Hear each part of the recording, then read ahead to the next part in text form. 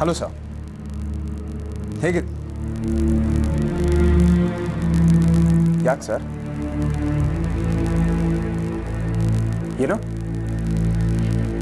Sir ನೀವು ಹಾಂ sir, ನೀವು ಮೆಟೀರಿಯಲ್ ಸರ್ ನಾವು ಚೆಕ್ ಮಾಡೇ ಕಳಿಸ್ತೀವಿ. ಸರಿ sir, I am extremely sorry. ಇಲ್ಲ ಸರ್, ನಾನು ನೋಡ್ಬಿಟ್ಟು I will get back to you. Thank you. Bhaskar, Bhaskar. ಅಣ್ಣ ಯಾಕೆ ಟೆನ್ಷನ್ ಇದೆಯಾ? ಏನಾಯ್ತು? ಫ್ಯಾಕ್ಟ್ರಿ ಕಡೆ ಹೋಗ್ತಾ ಇದ್ದೀನಿ. ನೀನು? ಹೋಗ್ತಾ ಇದ್ದೀನಲ್ಲ ಅಣ್ಣ, ಈಗಲೂ ಅಲ್ಲಿಂದನೇ ಬರ್ತಾ ಇದ್ದೀನಿ. ಮೊನ್ನೆ ಶರ್ಮಾ ಆ್ಯಂಡ್ ಕಂಪ್ನಿಗೆ ಮೆಟೀರಿಯಲ್ಸ್ ಕಳಿಸಿದ್ದೆ, ಅದನ್ನು ಚೆಕ್ ಮಾಡಿ ಕಳಿಸ್ತಾ? ಚೆಕ್ ಮಾಡಿ ಕಳಿಸಿದ್ದೀನಿ ಅಣ್ಣ. ಮೆಟೀರಿಯಲ್ಸ್ ಎಲ್ಲ ರೀಚ್ ಆದಮೇಲೆ ಅವ್ರ ಕಡೆಯಿಂದ ಫೋನ್ ಕೂಡ ಬಂದಿದೆ. ಫೋನ್ ಬಂದಮೇಲೆ ಏನಾಯ್ತು ಅಂತ ಗೊತ್ತಾ?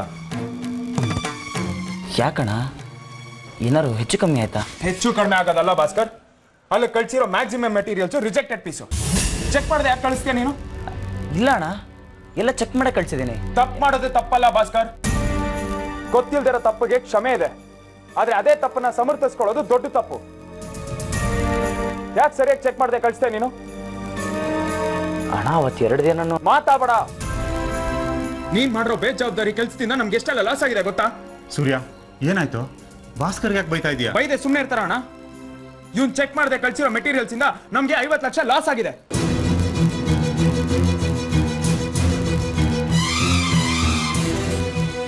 ಲಕ್ಷನಾ? ಏನ್ ಹೇಳ್ತಿದ್ಯೋ? ಇದೆಲ್ಲ ಹೇಗಾಯ್ತು?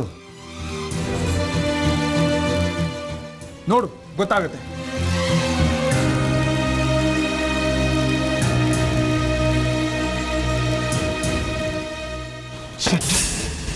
ಯಾಕೋ ಭಾಸ್ಕರ, ಎಲ್ಲ ಸರಿಯಾಗಿ ಮ್ಯಾನೇಜ್ ಮಾಡ್ತಿದ್ಯಲ್ಲೋ, ಏನಾಯ್ತು? ಅಣ್ಣ ಆ ಟೈಮಲ್ಲಿ ಅದಕ್ಕೆ ನಾವು ಹಾಸ್ಪಿಟ್ಲಿಗೆ ಅಡ್ಮಿಟ್ ಮಾಡಿದ್ವಿ ಅಣ್ಣ. ಅದ್ರ ಓಡಾಡ್ದಲ್ಲಿ ಸ್ವಲ್ಪ. ಸರಿ ಸರಿ, ಈಗ ಆಗಿದ್ದಾಗೋಯ್ತು. ಆಗಿದ್ರ ಬಗ್ಗೆ ಯೋಚನೆ ಮಾಡಿದ್ರೆ ಏನು ಪ್ರಯೋಜನ ಇಲ್ಲ. ಮುಂದೆ ಏನು ಮಾಡಬೇಕಂತ ಯೋಚನೆ ಮಾಡಬೇಕು. ಸೂರ್ಯ, ಮುಂದೇನು ಮಾಡೋದು? Meeting cancel ಮಾಡಬೇಕಷ್ಟೆ.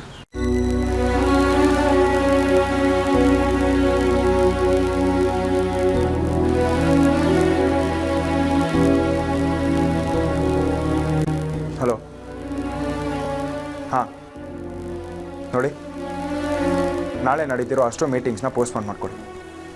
ಹೌದು ಗೊತ್ತಾಯಿತು. ಆಮೇಲೆ ಏನು ಆ್ಯಕ್ಷನ್ ತೊಗೊಬೇಕು ಅಂತ ನಾನು ನಿಮಗೆ ವಿವರಿಸಿ ಹೇಳ್ತೀನಿ. Keep me everything posted. Thank you. Surya, tension ಮಾಡ್ಕೋಬೇಡ ಕಣೋ. ಮುಂದೆ ಏನು ಬರುತ್ತೋ ಅದನ್ನು ಫೇಸ್ ಮಾಡೋಣ.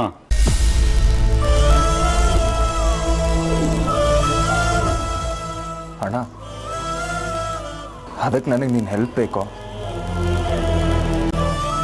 ಈ ಕಂಪ್ನಿ ಕಟ್ಟೋದಕ್ಕೆ ನೀನು ಅಪ್ಪ ಎಷ್ಟು ಕಷ್ಟಪಟ್ಟಿದ್ದೀರ ಅಂತ ನನಗೆ ಗೊತ್ತು ಅಣ್ಣ. ಇದನ್ನು ಸರಿ ಮಾಡೋದಕ್ಕೆ ನಿನ್ನ ಹೆಲ್ಪಿಂದ ಮಾತ್ರ ಆಗೋದು. ಸೂರ್ಯ, ರಿಲ್ಯಾಕ್ಸ್. ಆದಿತ್ಯನ ಕೇಸ್ ಒಂದು ಮುಗಿಲಿ, ಆಮೇಲೆ ವರ್ಷದೊಳಗೆ ಈ ಲಾಸ್ ಎಲ್ಲ ರಿಕವರ್ ಮಾಡಿದ್ರಾಯ್ತು. ಯೋಚನೆ ಮಾಡಬೇಡ ಕಣ ಭಾಸ್ಕರ್. ಆಗಿರೋದ್ರ ಬಗ್ಗೆ ಯೋಚನೆ ಮಾಡಬೇಡ. ಮುಂದೇನು ಮಾಡಬೇಕು ಅಂತ ನೋಡೋಣ.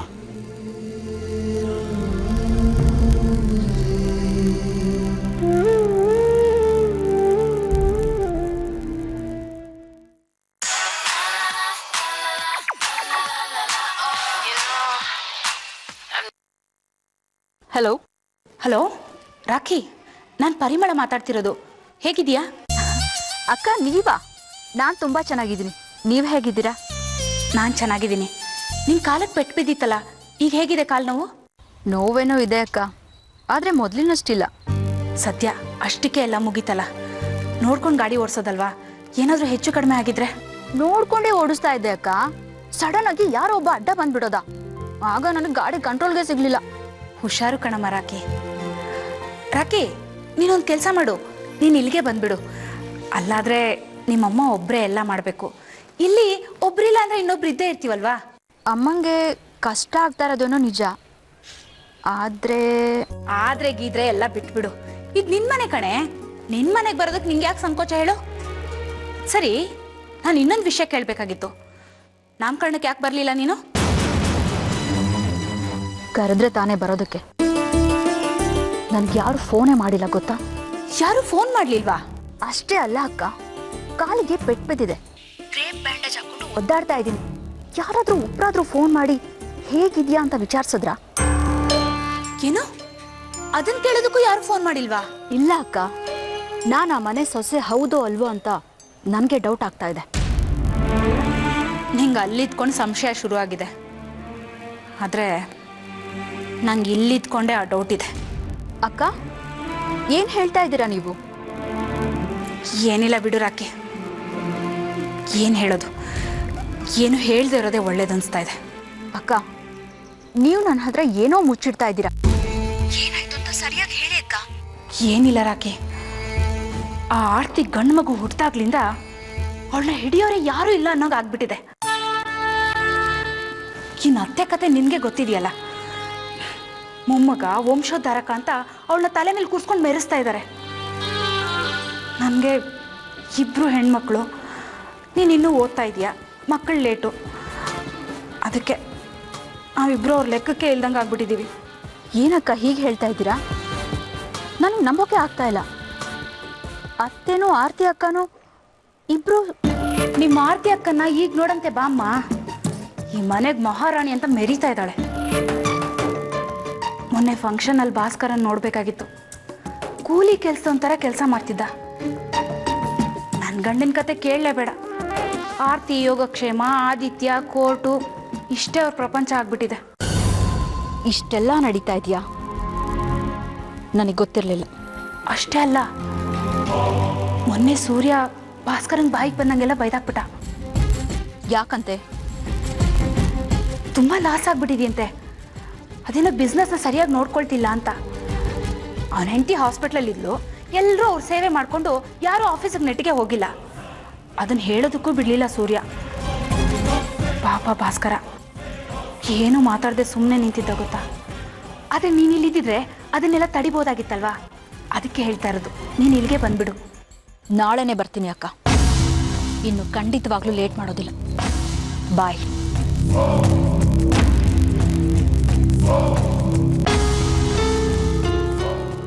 ಪರಿಮಳ, ರಾಖಿಗೆ ಫೋನ್ ಮಾಡಿ ನೀನು ಒಳ್ಳೇದೇ ಮಾಡ್ದೆ ಕಣೆ. ಪರವಾಗಿಲ್ಲ, ನೀನು ಚೆನ್ನಾಗೇ ಮಾತಾಡ್ತೀಯಾ. ಇನ್ಮೇಲೆ ನೋಡ್ತಾ ಇರು, ರಾಖಿ ನಿನ್ನ ಪರವಾಗೆ ನಿಂತ್ಕೋತಾಳೆ. ಇನ್ನು ಆರ್ತಿ ಮತ್ತೆ ನಂಗೆ ಯಾರ ಪರ ವಿರೋಧ ಎಲ್ಲ ಬೇಡ. ಈ ಮನೇಲಿರೋರೆಲ್ಲ ಮತ್ತೆ ಮೊದಲಿನಾಗಬೇಕು. ಯಾವುದೇ ಭೇದ ಭಾವ ಇಲ್ಲದೆ ಎಲ್ಲರೂ ಸಂತೋಷವಾಗಿರ್ಬೇಕು. ನಂಗೆ ಅಷ್ಟೇ ಬೇಕಾಗಿರೋದು.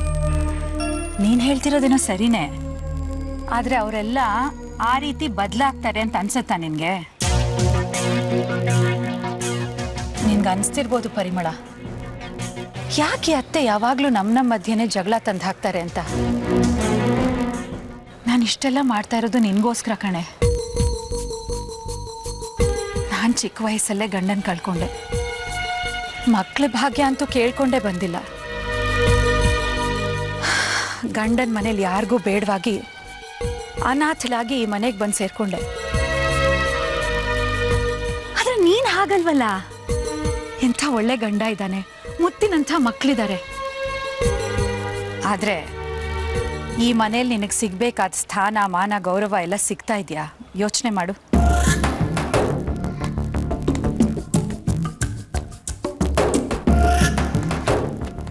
ನೀನು ಈ ಮನೆಗೆ ಬಂದಾಗ ಹೇಗಿದ್ದೆ? ರಾಣಿ ಥರ ಮೆರಿತಾ ಇದ್ದೆ. ಆದ್ರೆ ಈಗ ಎಲ್ಲ ಉಲ್ಟಾ ಪಲ್ಟಾ.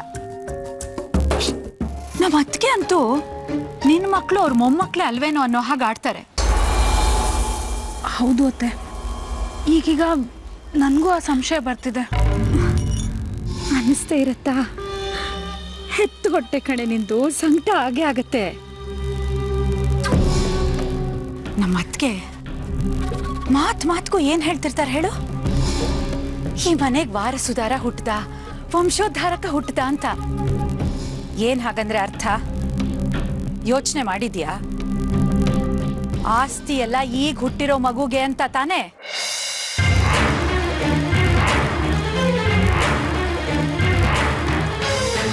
ನೀನಿನ್ನೂ ಹೀಗೆ ಸುಮ್ಮನೆ ಇದ್ರೆ ಇವರೆಲ್ಲ ಸೇರ್ಕೊಂಡು ನಿನ್ನ ಮಕ್ಕಳ ಕೈಗೆ ಚೊಂಬು ಕೊಡ್ತಾರಷ್ಟೇ. ಅತ್ತೆ, ಏನು ಹೇಳ್ತಿದ್ದೀರಾ ನೀವು? ಸತ್ಯನೇ ಹೇಳ್ತಿದ್ದೀನಿ. ಸತ್ಯ ಯಾವಾಗಲೂ ಕಹಿನೇ ಪರಿಮಳ, ಅರ್ಥ ಮಾಡ್ಕೋ. ಅದಕ್ಕೆ ನಾನು ಹೇಳ್ತಾ ಇರೋದು, ರಾಖಿನ ಇಲ್ಲಿ ಕರೆಸ್ಕೋ. ರಾಖಿ ಇಲ್ಲಿ ಬಂದರೆ ನಮಗೆ ಬಲ ಬಂದ ಹಾಗಾಗತ್ತೆ. ಆಮೇಲೆ ಅವಳಿಗೆ ಸರಿಯಾಗಿ ತಿಳಿಸಿ ಹೇಳಿ ನಮಗೆ ಹೇಗೆ ಬೇಕೋ ಹಾಗೆ ನಡೆಯೋ ಹಾಗೆ ಮಾಡೋಣ. ಆದರೆ ಒಂದು ವಿಷಯ, ನಾನೇನೋ ನನ್ನ ಹೊಟ್ಟೆ ಸಂಕಟ ತಡೆಯೋಕ್ಕಾಗದೆ ನಿನಗೆ ಒಳ್ಳೇದಾಗಲಿ ಅಂತ ಈ ಮಾತೆಲ್ಲ ಹೇಳಿಬಿಟ್ಟೆ. ನೀನು ಇದನ್ನೆಲ್ಲ ಹೋಗಿ ನಿನ್ನ ಗಂಡನ ಹತ್ರ ಹೇಳ್ಬೇಡ ಪರಿಮಳ. ಆಮೇಲೆ ಅವನು ಹೋಗಿ ನಮ್ಮ ಅಣ್ಣಂಗೆ ಹೇಳಿಬಿಟ್ರೆ ಎಲ್ಲರೂ ಸೇರಿಕೊಂಡು ನನ್ನ ಮನೆಯಿಂದ ಹೊರಗೆ ಹಾಕ್ಬಿಡ್ತಾರೆ. ನಾನು ಎಲ್ಲಿಗೆ ಹೋಗಲಿ ಹೇಳು? ಇಲ್ಲ ಅತ್ತೆ, ನಾನೇನು ಹೇಳೋದಿಲ್ಲ ಅತ್ತೆ. ಇದನ್ನೆಲ್ಲ ಹೋಗಿ ಅವ್ರಿಗೆ ಹೇಳಿದ್ರೆ ನಿಮ್ಮ ಜೊತೆಲಿ ನನ್ನೂ ಮನೆಯಿಂದ ಹೊರಗಡೆ ಹಾಕ್ಬಿಡ್ತಾರಷ್ಟೇ. ಅತ್ತೆ ತುಂಬ ಥ್ಯಾಂಕ್ಸ್ ಅತ್ತೆ. ನಾನು ಇದನ್ನೆಲ್ಲ ಯೋಚನೆನೇ ಮಾಡಿರಲಿಲ್ಲ. ನೀವು ನನಗೆ ಎಷ್ಟೆಲ್ಲ ಹೆಲ್ಪ್ ಮಾಡ್ತಿದ್ದೀರಾ. ನಾನು ಏನೇ ಮಾಡಿದ್ರು ನಿಮ್ಮ ಋಣ ತೀರ್ಸೋಕ್ಕಾಗೋದೇ ಇಲ್ಲ. ಅಷ್ಟು ದೊಡ್ಡ ಮಾತಾಡಬೇಡ ಕಣೆ ಪುಟ್ಟಿ. ನಾನು ನಿನ್ನ ತಾಯಿ ಥರ. ನಾನು ಯಾವಾಗಲೂ ನಿನ್ನ ಜೊತೆನೇ ಇರ್ತೀನಿ. ಹಾಂ? ಅಯ್ಯೋ, ಮನೇಲಿ ಒಂದು ರಾಶಿ ಕೆಲಸ ಬಿದ್ದಿದೆ, ಬೇಗ ಹೋಗಿ ಮುಗಿಸೋಗು. ಇಲ್ಲದಿದ್ರೆ ಅದಕ್ಕೂ ಅದಕ್ಕೆ ನಿನ್ನೇ ಬೈತಾರೆ. ಹಾಂ? ಸರಿ ಅತ್ತೆ.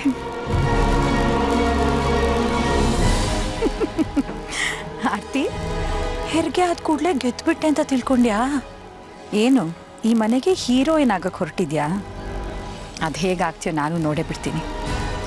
ನಾನಿಲ್ಲಿ ವಿಧವೆ ಆಗಿ ಸಂಕಟ ಪಡ್ತಿದ್ರೆ ನೀನು ರಾಣಿ ಥರ ಸುಖದ ಸುಪ್ಪತ್ತಿಗೆಲ್ಲಿ ಮೆರೀತಿದ್ಯಾ? ನಾನು ಅದಕ್ಕೆ ಖಂಡಿತ ಬಿಡಲ್ಲ. ನೋಡ್ತಾ ಇರು, ನಿನ್ನ ಮನೆಯವರೇ ನಿನ್ನನ್ನು ಚೀತು ಅಂತ ದೂರ ಇಡಬೇಕು. ಹಾಗೆ ಮಾಡದೇ ಇದ್ರೆ ನಾನು ಅಹಲ್ಯಾನೇ ಅಲ್ಲ. ಅದನ್ನು ತಂದ್ಬಿಡು ಪರಿಮಳ. ಸರಿ ಅಮ್ಮ. ಅಮ್ಮ ಚೆನ್ನಾಗಿದ್ದೀರಾ? ಮೇರಿ, ಅಕ್ಕ ನೀವು ಚೆನ್ನಾಗಿದ್ದೀರಾ? ಯಾವಾಗ ಬಂದೆ? ಈಗ ಸ್ವಲ್ಪ ಹೊತ್ತಾಯ್ತು. ಆರತಿ ಅಕ್ಕನ ಹತ್ರ ಮಾತಾಡ್ತಿದ್ದೆ. ಹೇಗಿದೆಯಾ? ನಾನು ಚೆನ್ನಾಗಿದ್ದೀನಮ್ಮ. ಆರತಿ ಅಕ್ಕನ ಆದಿತ್ಯನ ನೋಡ್ಕೊಂಡು ಹೋಗೋಣ ಅಂತ ಬಂದೆ. ಅದಕ್ಕೆ ಯಾಕೆ ಅಷ್ಟೊಂದು ಸಂಕೋಚ ಪಟ್ಕೋತೀಯಾ? ಇದು ನಿಮ್ಮ ಮನೆ ಇದ್ದ ಹಾಗೆ, ನೀನು ಯಾವಾಗ ಬೇಕಾದರೂ ಬಂದು ಹೋಗ್ಬೋದು. ಸಂಕೋಚ ಏನಿಲ್ಲ. ಆದಿತ್ಯ ಸ್ಕೂಲಲ್ಲಿ ಯಾವುದೋ ಪ್ರಾಬ್ಲಮ್ ಗೊತ್ತಾಗಿಲ್ಲ ಅಂತ ಹೇಳ್ದ, ಅದನ್ನು ಹೇಳ್ಕೊಡೋಣ ಅಂತ ಬಂದೆ. ನೀನು ಆದಿತ್ಯಂಗೆ ಪಾಠ ಹೇಳ್ಕೊಡ್ತೀಯಾ? ಹಾಂ, ನಾನು ಟೀಚರ್ ಅಲ್ವಾ, ಅದಕ್ಕೆ. ನೀನು ಕೂತ್ಕೋ, ನಾನು ಹಿಂಗೆ ಕಾಫಿ ತಗೊಂಡು ಬರ್ತೀನಿ.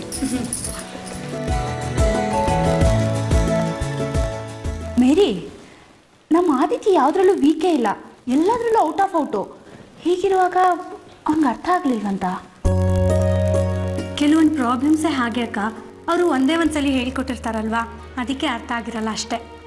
ಸರಿ, ಎಲ್ಲಿ ಅವನು? ಬುಕ್ ತರೋದಕ್ಕೆ ಕಳಿಸಿದ್ದೀನಿ. ನೀನು ಕೂತ್ಕೊಂಡು ಬರ್ತೀನಿ. ನೀವು ಹಿಂಗೆ ತಲೆ ಮೇಲೆ ಕೈ ಹೊತ್ಕೊಂಡು ಕೂತ್ರೆ ನೀವು ಇಲ್ಲೇ ಕೂತಿರ್ತೀರ. ನಿಮ್ಮ ಕೈ ನಿಮ್ಮ ತಲೆ ಮೇಲೆ ಇರುತ್ತೆ, ಮಗು ಅವ್ರ ಮನೆಗೆ ಹೋಗಿರುತ್ತೆ. ನೋಡ್ರಿ, ಇನ್ನು 12 ಗಂಟೆ ಟೈಮ್ ಇದೆ. ಅಷ್ಟರಲ್ಲಿ ಏನ್ ಮಾಡ್ತೀರೋ ಮಾಡಿ. ನಾನೇನು ಮಾಡಲಿ ಸರ್? ಮತ್ತೆ ನಾನು ಮಾಡ್ಲಾ? ಏನು ಮಾಡಬೇಕು ಅಂತಾದರೂ ಹೇಳಿ. ಅದನ್ನು ನಾನೇ ಹೇಳ್ಕೊಳ್ಬೇಕನ್ರಿ. ನಮ್ಮ ತಲೆ ಓಡ್ತಾ ಇಲ್ಲ ಸರ್, ಮೈಂಡ್ ಬ್ಲ್ಯಾಂಕ್ ಆಗಿದೆ. ಮಗನ ಮೈಂಡ್ ವಾಶ್ ಮಾಡಿ ಅಂದ್ರೆ ನಿಮ್ಮ ಮೈಂಡ್ ಬ್ಲ್ಯಾಂಕ್ ಅಂತಿರಲ್ರಿ. ನೋಡ್ರಿ, ನೀವು ನಿಮ್ಮ ಮಗನ ಬ್ರೈನ್ ವಾಶ್ ಮಾಡಿ ನಿಮ್ಮನ್ನೇ ಅಪ್ಪ ಅಂತ ಕರಿಬೇಕು. ಹಾಗೊಪ್ಸಿ. ಹೇಗೆ ಸರ್ ಒಪ್ಸೋದು? ಅವ್ನು ನಮ್ಮ ಮನೇಲಿ ಇಲ್ಲ, ಆ ಮನೇಲಿದ್ದಾನೆ. ಕೋರ್ಟ್ ಕೊಟ್ಟು 10 ದಿನ ಗಡುವು ಮುಗಿದೋಗಿದೆ. ಏನೋ ನಮ್ಮ ಮನೇಲಿ ಇದ್ದಿದ್ರೆ ಐಸ್ ಕ್ರೀಮು, ಪಿಕ್ಚರು, ಅದು ಇದು ಅಂತ ಹೇಳಿ ಬ್ರೈನ್ ವಾಶ್ ಮಾಡ್ಬೋದಾಗಿತ್ತು. ಈಗ ಇಲ್ವಲ್ಲ, ಆ ಮನೇಲಿದ್ದಾನಲ್ಲ. ಹಾಗಂತ ಕೈ ಕಟ್ಕೊಂಡು ಕೂಡಕ್ಕಾಗತ್ತೇನ್ರಿ? ನೋಡಿ ಸರ್, ನಿನ್ನೆ ನಾಮಕರಣ ಇದ್ದಾಗ ನಾನು ಆದಿತ್ಯನ ಹತ್ರ ಮಾತಾಡಿದ್ದೀನಿ. ನಾನೇ ಅವ್ರ ಅಪ್ಪ ಅಂತ ಅವ್ನಿಗೆ ಅನ್ಸೋ ಹಾಗೆ ನಾನು ರೆಡಿ ಮಾಡಿದ್ದೀನಿ. ನೋಡ್ರಿ, ನಿನ್ನೆ ನೀವು ಅವನ ಬ್ರೈನ್ ವಾಶ್ ಮಾಡಿರ್ಬೋದು. ಇವತ್ತಿನ ಕತೆ ಹೇಳ್ರಿ. ಅವ್ರ ಮನೆಯವರು ಅವನಿಗೆ ನಿಮಗಿಂತ ಹೆಚ್ಚಿನ ಪ್ರೀತಿ ತೋರಿಸಿರ್ಬೋದು. ಅವರ ಮನೆಯವರೇ ನಿಮಗಿಂತ ಹೆಚ್ಚಿನ ರೀತಿ ಒಳ್ಳೆಯವರು ಅಂತ ಅನಿಸಿರ್ಬೋದು ಅವನಿಗೆ. ಕೋರ್ಟ್ ಮೆಟ್ಲು ಹತ್ತುವರೆಗೂ ಯಾವುದನ್ನು ಗ್ಯಾರಂಟಿ ಹೇಳೋಕ್ಕಾಗಲ್ಲ. ನಿಮ್ದೊಳ್ಳೆ ಕತೆ ಆಯ್ತಲ್ಲ ಸರ್. ಮಾತಾಡೋಕ್ಕಾಗಲ್ಲ ಅಂದರೆ ಹೆದರ್ಸ್ತೀರಾ, ಮಾತಾಡಿದ್ದೀನಿ ಅಂತ ಹೇಳಿದ್ರು ಹೆದರ್ಸ್ತೀರಲ್ಲ ಸರ್. ಈಗ ನಾನು ಏನು ಮಾಡಬೇಕು? ನೋಡ್ರಿ, ಈಗ ನೀವು ಮಾಡಬೇಕಾಗಿದ್ದಿಷ್ಟೇ. ನೀವು ಅವನ ಹತ್ರ ಹೋಗಿ ಅವನಿಗೆ ಸ್ವಲ್ಪ ತಿಳಿಸಿ ಹೇಳಿ, ಇಲ್ಲ ಫೋನ್ ಮಾಡಿ. ನಾನು ಫೋನ್ ಮಾಡಿದೆ, ಅವ್ರ ಮೇಲೆ ಆದಿತ್ಯಂಗೆ ಫೋನ್ ಕೊಡ್ತಾರಾ? ನಿಮ್ಮ ಬುದ್ಧಿಗೆ ಅಷ್ಟು ಎಲ್ಲ ನಾನೇ ಹೇಳ್ಕೊಡ್ಬೇಕೇನ್ರಿ? ಅಲ್ರಿ, ನೀವು ನಿಮ್ಮ ಹೆಸರಲ್ಲೇ ಯಾಕ್ರಿ ಫೋನ್ ಮಾಡ್ತೀರಿ? ನಿಮ್ಮ ಮಗನ ಫ್ರೆಂಡ್ ಹೆಸರಲ್ಲೇ ಮಾಡಿ. ನಿಮ್ಮ ಮಗ ನಿಮ್ಮ ಕಡೆ ಇದ್ದಾನಿಲ್ಲ ಅಂತ ಕನ್ಫರ್ಮ್ ಮಾಡ್ಕೊಳ್ಳಿ. ನೋಡ್ರಿ, ಆದಿತ್ಯನ ಹತ್ರ ಕರೆದು, ಆದಿತ್ಯ ಪುಟ್ಟ, ಈಗ ನಿಮ್ಮ ಅಮ್ಮನಿಗೆ ಇನ್ನೊಂದು ಮಗು ಆಗಿದೆ, ಆ ಮಗುನ ಮೇಲೆ ಹೆಚ್ಚಿನ ಕಾಳಜಿ ತೋರಿಸ್ತಾರೆ, ನಿನ್ನ ಮೇಲೆ ಗಮನ ಇಲ್ಲ, ಕಾಳಜಿ ಇಲ್ಲ ಅಂತ ಬ್ರೈನ್ ವಾಶ್ ಮಾಡಿ ಎಲ್ಲ ನಾನು ಹೇಳ್ಕೊಡ್ಬೇಕೇನ್ರಿ? ಅರ್ಥ ಆಯ್ತಾ?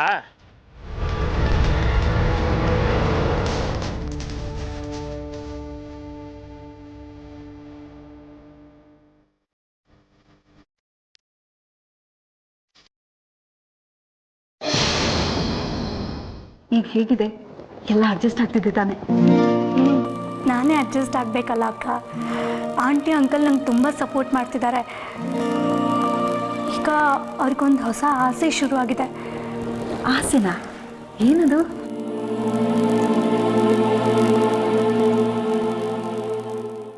ಅವರಿಬ್ಬರಿಗೆ ನಾನು ಶಶಾಂಕ್ ಜೊತೆನಲ್ಲೇ ಇರಬೇಕಂತೆ. ಮೇರಿ, ನಾನು ನಿನಗಿಂತ ದೊಡ್ಡೋಳು. If you don't mind I tell you one thing. ನೀನು ಶಶಾಂಕ್ ಹೇಳಿ ಅಕ್ಕ, ಯಾಕೆ ನಿಲ್ಲಿಸ್ಬಿಟ್ರಿ? ಅಲ್ಲ, ಏನೂ ಇಲ್ಲ, ಹೋಗ್ಲಿ ಬಿಡು. ನೀವೇನು ಹೇಳಕ್ಕೆ ಬಂದ್ರಿ ಅಂತ ನನಗೆ ಗೊತ್ತಕ್ಕ.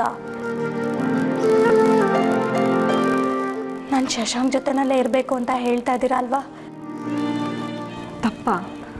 ತಪ್ಪಲ್ಲ ಅಕ್ಕ. ಒಂಟಿಯಾಗಿ ಜೀವನ ಮಾಡೋದು ಎಷ್ಟು ಕಷ್ಟ ಅಂತ ನನಗೂ ಗೊತ್ತು. ಆದರೆ ಒಂದಲ್ಲ ಎರಡಲ್ಲ, ಹೆಜ್ಜೆ ಹೆಜ್ಜೆಗೂ ನಾನು ನೋವು ಅನುಭವಿಸಿದ್ದೀನಿ. ಮೇರಿ, ಅದನ್ನೆಲ್ಲ ಈಗ ಮರೆಯೋಕ್ಕಾಗಲ್ವಾ? ಮರೆಯೋಕ್ಕಾಗೋ ಅಂತ ನೋವಾದರೆ ಮರಿಬಹುದು ಅಕ್ಕ. ಆ ವಯಸ್ಸಿನಲ್ಲಿ ನಾನಿಷ್ಟು ಕನಸು ಕಟ್ಕೊಂಡಿದ್ದೆ ಗೊತ್ತಾ? ಶಶಾಂಕ್ನ ನೋಡಿದ ತಕ್ಷಣ ನನ್ನ ಕನಸಿನ ರಾಜ್ಕುಮಾರ ಸಿಗ್ತಾ ಅಂತ ನಾನು ತುಂಬ ಖುಷಿಪಟ್ಟೆ. ಆದರೆ ಆ ರಾಜ್ಕುಮಾರೇ ಫ್ರಾಡ್ ಅಂತ ನನಗೆ ಗೊತ್ತಿರಲಿಲ್ಲ. ಪ್ರೀತಿ ಮಾಡಿದೆ, ಮದುವೆ ಆಯಿತು. ಮದುವೆ ಆಗಿ 20 ದಿನ ಆದಮೇಲೆ ಗೊತ್ತಾಯಿತು ಅವನಿಗೆ ಇನ್ನೊಂದು ಮದುವೆ ಆಗಿತ್ತು ಅಂತ. ಆಗ ನಾನು ತುಂಬ ಸಂಕಟಪಟ್ಟೆ, ತುಂಬ ಕಣ್ಣೀರು ಹಾಕಿದೆ. ಇದೆಲ್ಲ ಮುಂಚೆನೇ ಗೊತ್ತಿದ್ದಿದ್ರೆ ನಾನು ಖಂಡಿತ ಅವನ ಕಡೆ ತಿರುಗು ನೋಡ್ತಾ ಇರಲಿಲ್ಲ. ಆಗ ನಾನು TCH ಓದ್ತಾ ಇದ್ದೆ. ಒಂದು ಸ್ಟೇಜ್ ಶೋನಲ್ಲಿ ಶಶಾಂಕ್ ನನಗೆ ಪರಿಚಯ ಆದರು. ಆ ಪರಿಚಯ ಪ್ರೀತಿಗೆ ತಿರುಗ್ತು. ಪ್ರೀತಿ ಮದುವೆಗೆ ಹೆಂಡಾಯ್ತು. ಶಶಾಂಕ್ಗೆ ಇನ್ನೊಂದು ಮದುವೆ ಆಗಿದೆ ಅಂತ ಗೊತ್ತಾದಾಗ ಇಲ್ಲ ಅಂತ ನಾನು ಅದನ್ನು ವಾದಿಸಿದೆ. ಅವ್ರ ಕೈ ಬಾಯಿ ಬಿಡಿಸೋದಕ್ಕೆ ಪ್ರಯತ್ನ ಪಟ್ಟೆ. ಆದರೆ ಅವರ ವಿಷಯನ ಒಪ್ಕೊಳ್ಳೇ ಇಲ್ಲ. ಹೇಳಲಿಲ್ಲ ಅಂತಂದರೆ ನಾನು ನಿನ್ನನ್ನು ಬಿಟ್ಟು ಹೋಗ್ತೀನಿ ಅಂತ ಹೇಳಿದೆ. ಆವಾಗ ಶಶಾಂಕ್ ಒಪ್ಕೊಂಡ್ರು. ಆ ಟೈಮಲ್ಲಿ ನೀವು ಗರ್ಭಿಣಿ ಅಂತ ಗೊತ್ತಾಯ್ತು. ಆಗ ನನ್ಗೆ ಅವನ ಮೇಲೆ ಇನ್ನಷ್ಟು ಅಸಹ್ಯ ಜಾಸ್ತಿ ಆಯಿತು. ಇಂಥ ಪರಿಸ್ಥಿತಿ ಶತ್ರುಗಳಿಗೂ ಬರಬಾರ್ದು ಅಕ್ಕ. ನಮ್ಮ ಅಮ್ಮನಿಗೆ ನಾನು ಮದುವೆ ಆಗಿದ್ದೀನಿ ಅಂತಾನೆ ಗೊತ್ತಿಲ್ಲ. ಇಂಥವನ್ನ ಮದುವೆ ಆಗಿದ್ದೀನಿ ಅಂತ ನಾನು ಹೇಗಕ್ಕ ಹೇಳಕ್ಕಾಗತ್ತೆ? ಮೇರಿ, ನೀನು ಯಾರನ್ನ ನೋಡಬಾರ್ದು ಅಂತ ಅಂದ್ಕೊಂಡಿದ್ಯೋ, ಯಾರ ಜೊತೆ ಇರಬಾರ್ದು ಅಂತ ಅಂದ್ಕೊಂಡಿದ್ಯೋ, ಈಗ ನೀನು ಆರ ಮನೇಲಿ ಇರಬೇಕಾಗಿದೆ. ದಯವಿಟ್ಟು ನನ್ನ ಕ್ಷಮಿಸ್ಬಿಡು. ಇದೆಲ್ಲ ನನ್ನಿಂದನೇ ಆಗಿರೋದು. ಅಕ್ಕ ಪ್ಲೀಸ್, ನೀವು ಹಾಗೆಲ್ಲ ಮಾತಾಡಬೇಡಿ. ನಾನು ನಿಮ್ಮ ಮನೆಗೆ ಬರದೆ ಹೋಗಿದ್ದಿದ್ರೆ ನಿಮ್ಮನ್ನು ನೋಡೋಕ್ಕಾಗ್ತಿತ್ತಾ? ನಿಮ್ಮ ಸಂಸಾರ ನೋಡೋಕ್ಕಾಗ್ತಿತ್ತಾ? ಅವತ್ತು ಆ ದೇವರು ನನಗೆ ಕಷ್ಟ ಕೊಟ್ಟಿದ್ದಕ್ಕೆ ತಾನೆ ಇವತ್ತು ನನ್ನ ನನಗೆ ಇಷ್ಟು ಒಳ್ಳೆ ಮನಸ್ಸಿರೋ ಅಕ್ಕನ ಕೊಟ್ಟಿದ್ದಾನೆ. ಅದಕ್ಕಿಂತ ಇನ್ನೇನು ಬೇಕಕ್ಕ? ನನಗಷ್ಟು ಸಾಕು. ನನಗೂ ನಿನ್ನ ಕಳ್ಕೊಳಕ್ಕೆ ಇಷ್ಟ ಇಲ್ಲ ಮೇರಿ. ಈ ಅಕ್ಕ ಯಾವಾಗಲೂ ನಿನ್ನ ಜೊತೆಗೆ ಇರ್ತಾಳೆ. ನನ್ನ ನೀನು ಕೂಡ ಬಿಟ್ಟು ಹೋಗ್ಬಾರ್ದು.